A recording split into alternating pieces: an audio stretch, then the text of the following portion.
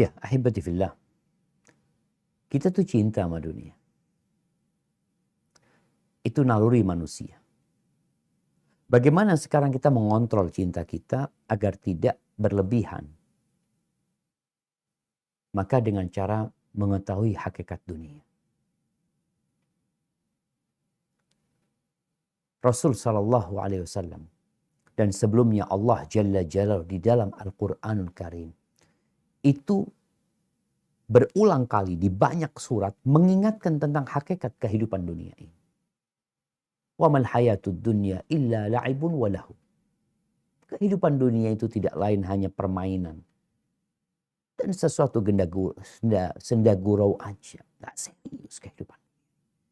Ya kita lihatlah orang-orang yang punya kekayaan, yang kaya raya, yang mungkin dapat membeli segala yang dia miliki, tapi ditinggal sama dia. Maka kita perlu mengetahui hakikat dunia ini, sehingga kita dapat mengontrol cinta kita dan menjadikan dunia sarana menuju kepada akhirat. Ketika Nabi SAW bertanya kepada sahabatnya, Dhahak namanya. Ya Dhahak, ma ta'amuka? Dhahak, apa makananmu? Kata Dhahak, al-lahmu wal ma'. Kata dia, atau al-lahmu wal laban. Dia kata makananku daging, minumnya susu.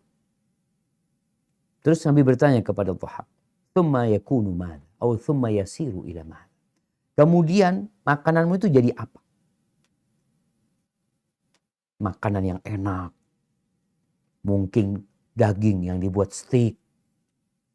Subhanallah. Susu yang mungkin dikasih macam-macam. Terus jadi apa? Kata Dhahak, ila ma qad alimta ya Rasulullah. Menjadi sesuatu yang kau sudah tahu. Jadi kotoran.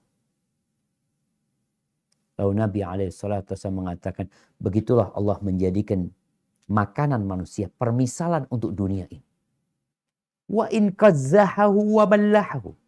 Walaupun makanan itu ya kalau kita makan di restoran bintang 5, makanan itu dihiasi macam-macam, dikasih ini, kasih itu supaya indah, supaya kita berhasrat untuk memakannya. Tapi tanyakan jadi apa kemudian makanan itu? Maka kita perlu mengetahui hakikat kehidupan dunia supaya kita sadar kita nggak lama di dunia ini, kita cuma transit. Kita bakal mempertanggungjawabkan semua yang kita amalkan. Kemudian yang kedua, memang berkumpulnya dengan manusia-manusia yang cinta dunia akan membuat kita terbawa. Kenapa? Karena yang diomongkan dunia. Ngomongin mobil, ngomongin rumah, ngomongin ini, tas, handphone, jam. Mau nggak mau kita akan terpengaruh. Oleh karena itu perlu cari kawan yang berbeda. Orang hijrah ini juga hijrah kawannya. Ketika dia di tempat kerja mungkin tadi, banyak orang-orang materialis yang omongannya itu, dia menjaga jarak dengan mereka. Kalau bisa dia mewarnai. Seperti kisah Umair bin Wahab. Ketika sudah hijrah, dia belajar. Kemudian bagaimana dia mengajak kawan-kawannya. Dia balik lagi ke Mekah, dia ajak kawan-kawannya untuk beriman. Engkau yang udah hijrah kumpul sama kawanan seperti itu. Ya bagaimana merubah mereka? Kalau tidak, ganti kawan. Ya Ustaz, nanti dikucilkan sama mereka. Bukan dikucilkan, sedang menyelamatkan diri kita.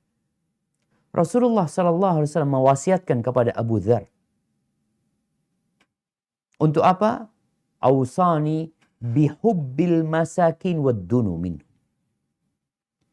Aku dikasih wasiat untuk cinta kepada orang-orang miskin dan dekat sama mereka. Berarti kita perlu cari komunitas baru. Dekat sama orang-orang miskin. Lalu Nabi wasiat juga, wa an anzura ila man huwa asfala minni. Aku dikasih wasiat untuk melihat kepada yang di bawahku, tidak melihat kepada yang di atasku. Maka jalankan itu wasiat. Maka kalau bicara tadi, ya bertemu dengan kawan-kawan yang materialistis, yang dibicarakan cuma dunia, kita berusaha untuk merubah mereka, mendoakan mereka, mendakwain mereka. Dan kalau tadi kita perlu memang kerja di tempat itu, ya tafadhol. Tapi dengan catatan, jangan sampai engkau mengorbankan agamamu untuk duniamu. Jangan sampai. Jadi kadang-kala orang yang meninggalkan tempat kerjanya, hijrah dia. Kenapa? Nggak mampu, Ustaz. Berapa banyak orang-orang yang udah hijrah tapi tetap berada di lingkaran setan, anggap orang-orang yang mengajak kepada kemaksiatan, akhirnya dia kembali lagi. Mungkin seperti itu. Hadza wallahu a'lam bissawab. Nah.